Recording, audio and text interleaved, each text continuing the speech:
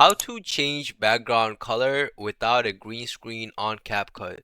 So as you guys can see, I have a video right here, and in the video I don't have a green screen, normal background. So in today's video I'm going to teach you guys how to change it without a green screen.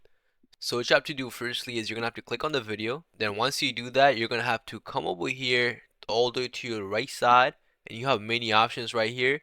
You're going to have to go on video. Then once you're on video, you're going to have to click on remove background. Then once you do that, you're gonna have to click on auto removal.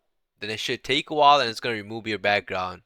And that's how you remove your background on CapCut. Now if you want to add a new background, what you have to do is you're gonna have to open up your browser. Then once you open your browser, you're gonna need a picture that you're gonna put for your backgrounds. So I'm gonna put sky.